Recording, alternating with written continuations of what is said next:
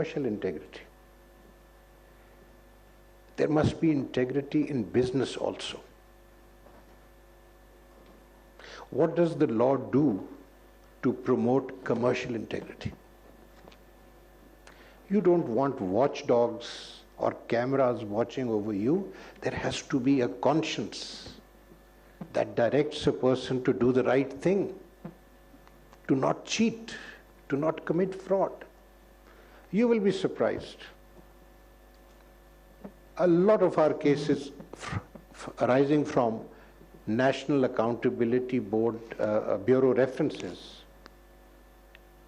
have to do with cheating with the public by sponsors of housing estates.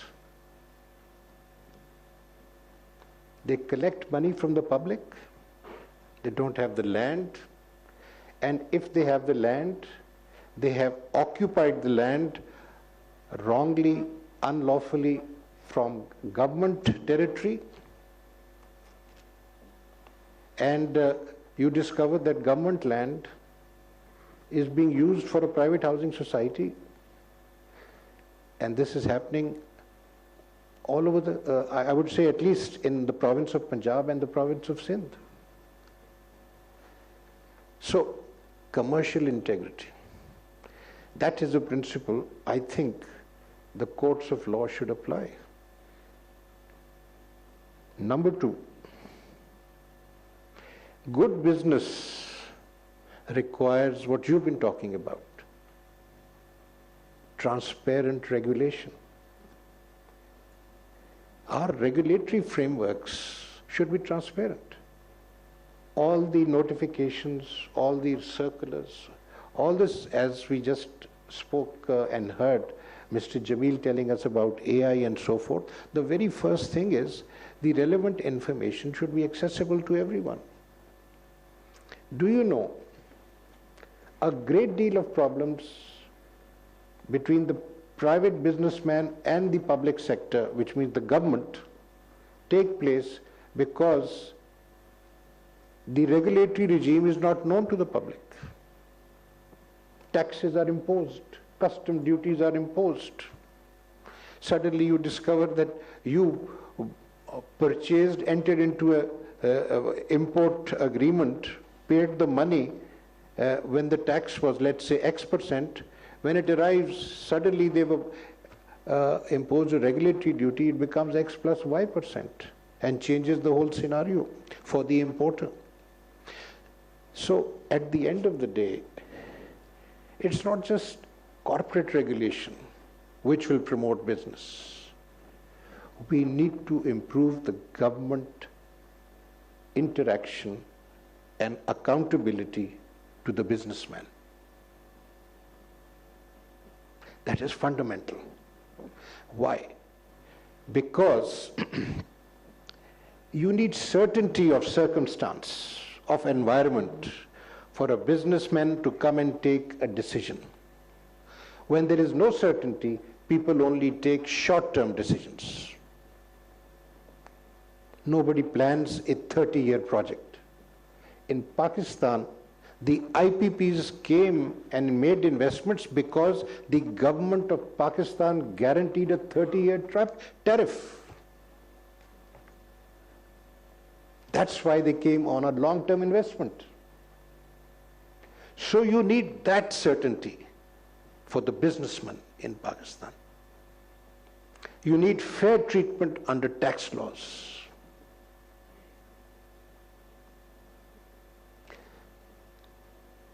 People have declared money, but for business purposes they need to keep a fund outside Pakistan.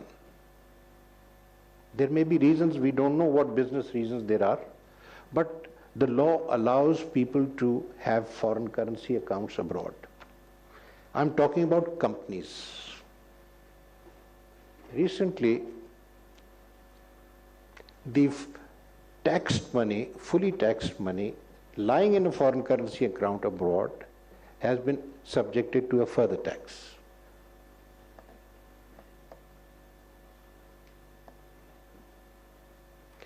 Now, there must be some reason for it. We will find out that reason. And the court has an obligation to apply the law. We do not suspend laws just like that. There has to be a constitutional violation to suspend a law. So we directed deposit in court, 50% deposit with the department. But when we hear this, I think the only ground they have, which may be a good ground when it is heard, I should not actually talk about it. But because it is, I just wanted to tell you that, you see, surprises come. Don't surprise a businessman if you want business to thrive in this country. And particularly the tax regime. The tax regime must be reliable, consistent, because you can't cut the tree if you are basically looking for the fruit. So that is the second thing, or rather the third thing.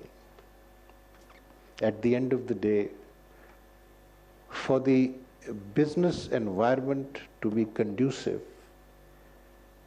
the investor has to have protection. And that investor basically needs or should be assured of a level playing field.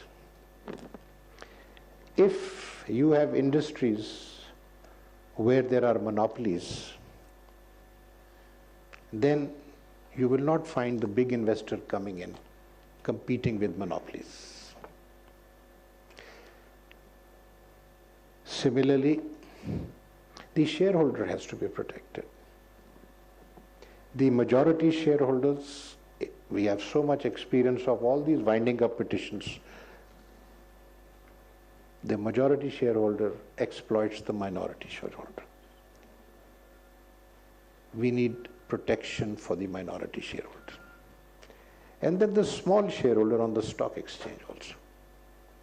That's where your work in the SECP comes, in protecting their rights, the investors' rights, the shareholders, minority shareholders' rights, and the what would you call, the shareholder on the stock exchange is, you know, the 100 shareholders, shares, small shareholders. At the same time, what I'm implying over here is that dishonesty committed by the management or the majority shareholders must be curtailed. And you know who the other beneficiary is? It's the revenue authorities. So you need to bring integrity in the system. Within the corporate system, this is what you have to do as SECP, as a regulator. And outside the corporate system, you have to influence policy. You have to tell the government, the state, through its different departments, how they may be disturbing the environment. Do you know, if you look back into history, our governments used to prepare 5-year economic programs. That was because it provided certainty. Today we don't do that. And because we deal with such issues and consider different options available to solve a problem,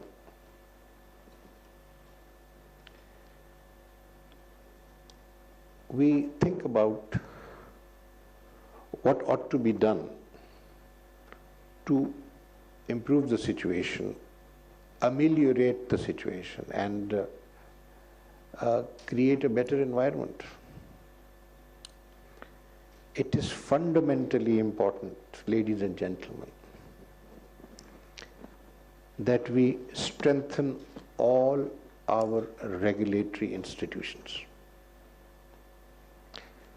So many of our regulatory bodies lack members or chairmen.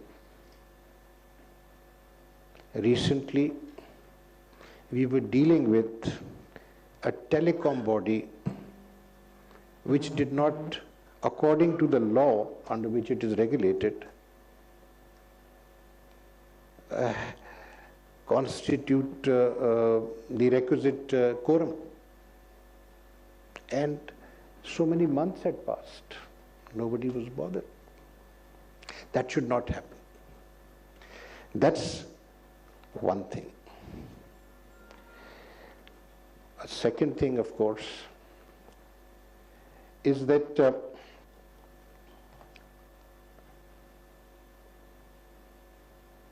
let me move to the next point, because there are a few other suggestions I have, but I don't think that this is the forum to share them. But the point of importance is that we have to create the requisite environment, and for that there are a number of things which are essential for their environment to prosper, that must be fed into the system. Regulatory bodies is one, constitutional bodies is another. I mean, the Election Commission of Pakistan is a constitutional body. We have to, as courts of law, support the Election Commission of Pakistan. There is another body, constitutional body, whose services are underused, and he has jurisdiction all over the country. He can go into the province, he can go into the federation. Accounts of the federation, I'm talking about the Auditor General of Pakistan. We have to make him strong so that he can go and check the accounts on his own. Because whenever you have an issue about accountability, it goes into the accounts. You find out 3 years later that so much money was taken away. Finally, in all these bodies that I talk about, which includes the regulatory bodies, talk about the courts, it's not just the numbers that matter in determining capacity. It also depends on skill. All of us need training. For instance, I will confess immediately, I need training in IT. I'm not good at IT. So I can maybe operate the computer, but that's about all. All these other things, that these vistas and horizons that have come up, ये क्या नाम है, chat GP क्या नाम है? I mean, I believe it is excellent, but I haven't ventured into it. But some of my younger colleagues are doing it. So we need to build capacity. I don't know if I sounded relevant, but I shared some personal thoughts with you on this subject. I'm grateful to be here. Pleasure meeting you all. Thank you very much. Sir, thank you.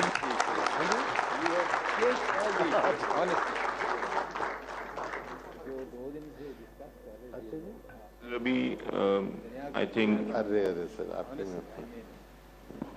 मेरे ख्याल से मेरी तरफ से जैसे जलानी साहब ने आपका शुक्रिया कि इनसे बेहतर शुक्रिया for you coming here.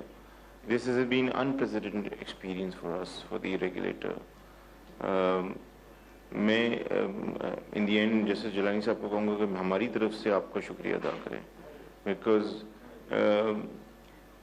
जो और सर स्पेशली जो हमारे हाई कोर्ट के चीफ जस्टिस साहिबान ने हमसे we send them a letter, all of them officially हमें रजिस्ट्रार्स भेजे, हमारे सारे judicial officers are here, high court जजेस, सबकी परमिशन से भी they are here. Chief Justice of Pakistan Umar Ata Bandial Islamabad में तकरीब से खिताब करे। वापस आते हैं इस ब्रेक के बाद। फूल की पंखड़ी हूँ मैं, तितली जैसे उड़ी हूँ, अब एतमाद लहराया, रुके ना कदम ये दीवाने। Now available for normal, sensitive and dry skin. Change starts with you. Lahore fan लाया हाइब्रिड इकोनो पावर फैन।